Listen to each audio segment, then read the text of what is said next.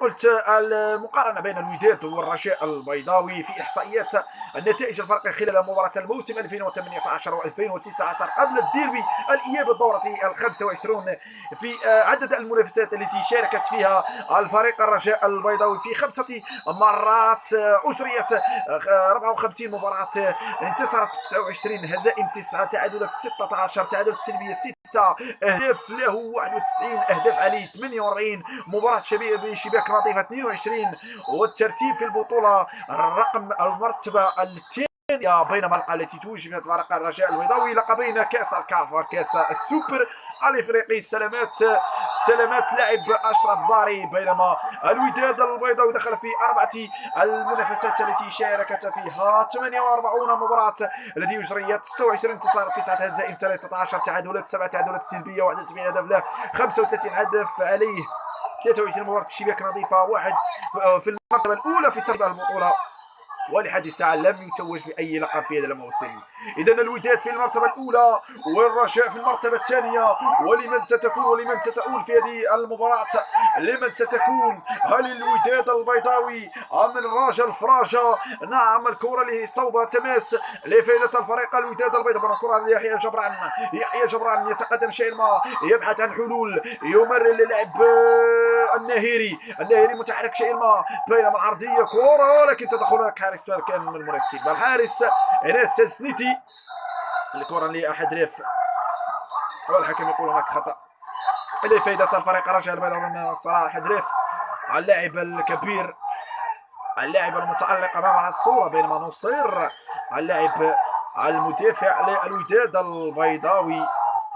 إذا دقيقة 31 من عمر الشوط الأول للديربي العريق بين الفريق الوداد البيضاوي والرجاء البيضاوي، بينما الكرة عند بنون يبحث عن حلول للسند الولفلي. انسجام كبير بين بنون والسند الولفلي في هذا الموسم الكروي الحافل، بينما الكرة لفائدة الفريق الوداد البيضاوي في صوب التماس أمام الصورة، فابريسانجو الرقم 4. بينما الجمهور، استمعوا للجمهور العريق، استمعوا للجمهور الكبير، الجمهور الخضراء والجمهور الحمراء، جمهور الخضراء والحمراء. بينما ماذا يقول هناك حكم؟ يقول هناك خطأ لفائدة الفريق الرجاء الرياضي البيضاوي. من سينفذ هذا الخطأ؟ سينفذه اللاعب السند الليبي الوفلي، بينما الكونتاك 3-5 للوداد البيضاوي. هذه احصائيات وهذه جزئيات التي تمر في هذا الشوط الاول لديربي العريق الرقم 126 من الديربيات التي مرت عبر التاريخ، والتي نعرفها تكون في مدينة الضربات، بينما هذا الموسم على التوالي في مدينة الحمراء المراكشية خارج عن اسوار الدار البيضاء، لان المركب المحمدي الخامس في طور الإصلاح وفي طور التعديل، يمكن التعديل اللي يكون في الموسم المقبل جاهز 100% لكي تكون، لأن الفريق الوداد عنده المسابقات، وكذلك الرجاء البيضاوي كذلك ستكون مسابقات خارج البلد. بينما الكرة لفائدة فريق الرجاء البيضاوي، الكرة عند لاعب بن حليب يعني تغير الوجهة، لم يبقى الجهة الأخرى، ولكن كرة في بنون لمن حصر كرة بشكل كبير، بينما حدراف نناح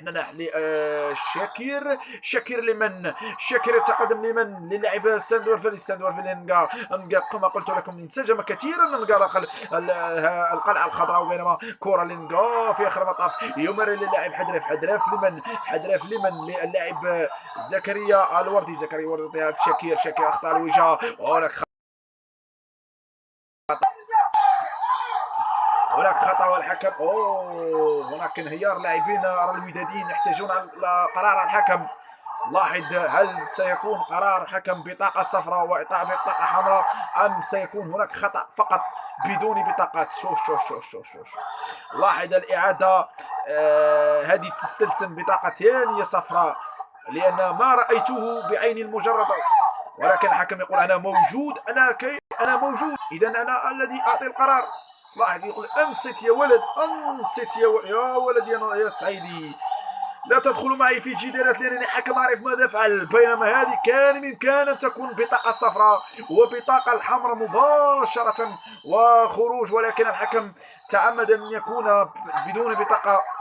رأى بأنها خطأ لا يستدعي البطاقة الصفراء لأن ما كانش التدخل مجهز. بينما الآن كرة صوب خارج المعترك المربع العمليات لفائدة فريق الرجاء البيضاوي. بينما أمامنا الصورة الكارتي المسجل الهدف الأول في الدقيقة 12. بينما هناك الشاشة 65% لفائدة الرجاء البيضاوي. هذه احتكارات، نسبة احتكارات للرجاء البيضاوي على الوداد البيضاوي 35%. إذا الرجاء البيضاوي يحتكر كرة بشكل كبير. الرجاء واقف في هذه المباراة، الرجاء موجود في هذه المباراة لأن الرجاء الفراجة يا ناس، الرجاء الفراجة يا ناس. بينما الكرة للاعب أنس زنيتي لمن أنس زنيتي يتقدم اللاعب فابريس انغيسي. بينما الكرة للاعب الوردي لاعب عند إمكانية. بينما الكرة عند شاكير لمن الجهة اليمنى للاعب بوطيب، ومرة أخرى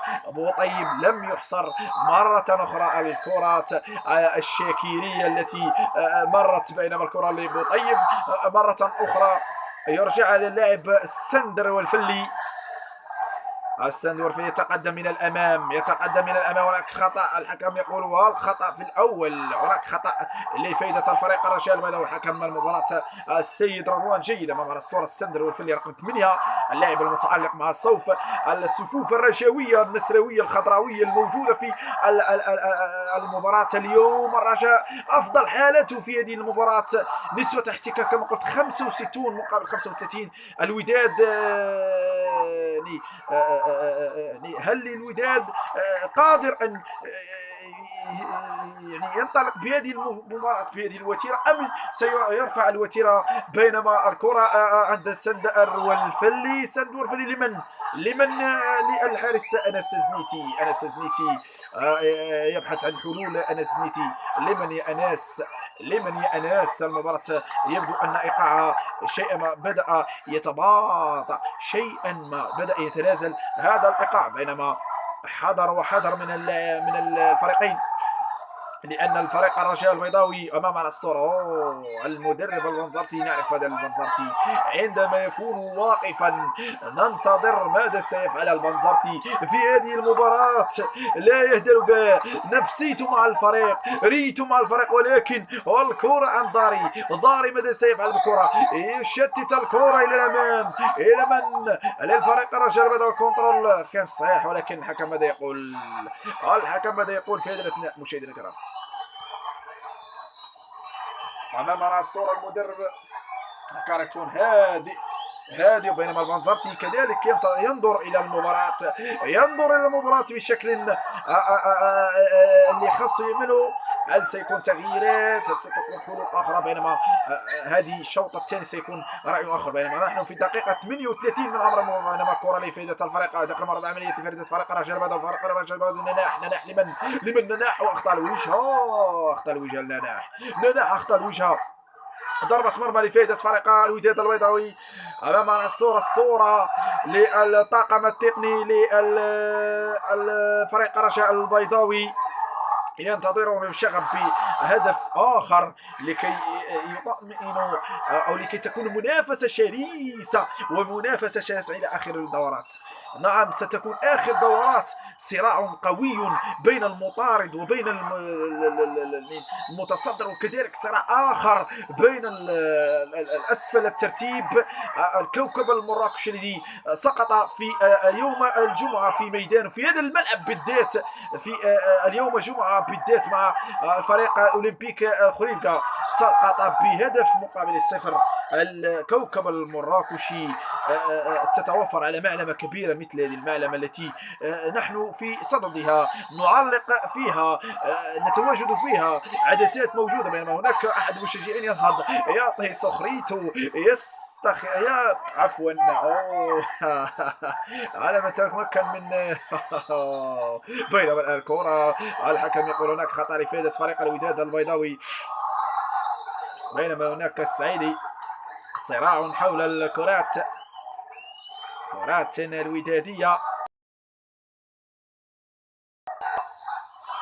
اذا تلعب ضربه الخطا من فائده الوداد، بينما الكره اللي في اخر المطاف صوب ضربه مرمى 5 متر و50 في ذلك. مشاهدينا الكرام 40 دقيقه مرت عن الشوط الاول.